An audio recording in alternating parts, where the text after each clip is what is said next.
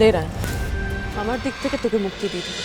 চক্রবর্তী, তোর পাতা ফাঁদে এই রায়ন বাসু ধরা দেবে না রে। তুই সবটা জানতিস? হ্যাঁ জানতাম। বাড়ির সবাই বলল আর তুই ডিভোর্স দিতে রাজি হয়ে গেলি? রাজি লাহোর কি আছে? ভুল তো কিছু করছেন নাই না ওনারা? মানে কারণ সত্যি তো আমি তোকে স্বামী বলে মানলেও তুই তো আমাকে আর বউ বলে মানুষ নেই। শুধু বাইরে লোকেদের সামনে আমাকে স্ত্রীর পরিচয় দিস আর সময় অসময় ওই স্বামীর অধিকারটা ফলাস।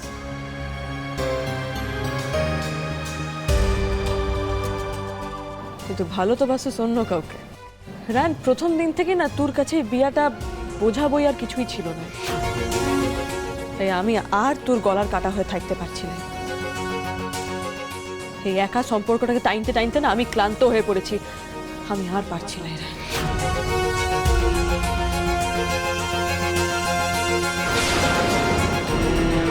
মিস্টার দত্ত, আপনি শুরু করুন। হ্যাঁ, আমার ডিভোর্সের কাগজ রেডি আছে। ম্যাডাম, আপনি একটু এখানে এসে সাইনটা করে দিয়ে যান প্লিজ।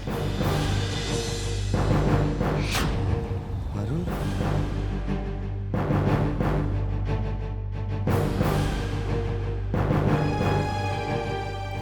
এ নিন ম্যাডাম, এখানে সাইনটা করুন।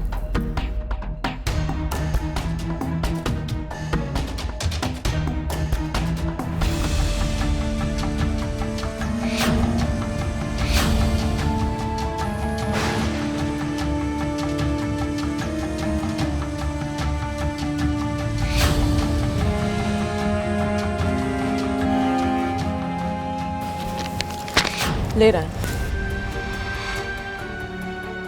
আমার দিক থেকে তোকে মুক্তি দিয়ে দিলাম।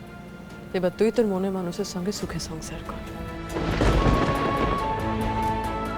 কি হলো? হাঁ করে দাঁড়িয়ে রয়েছো কেন? তোমার আশাই তো পূর্ণ হচ্ছে, সইটা করো।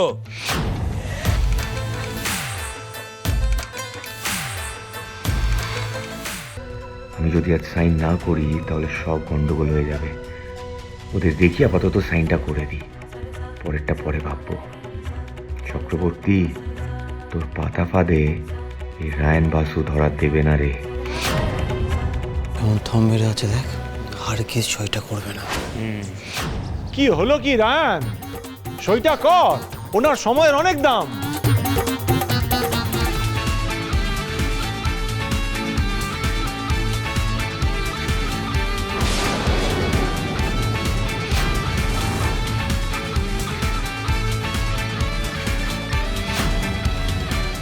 নাও, করে দিলাম সাইন।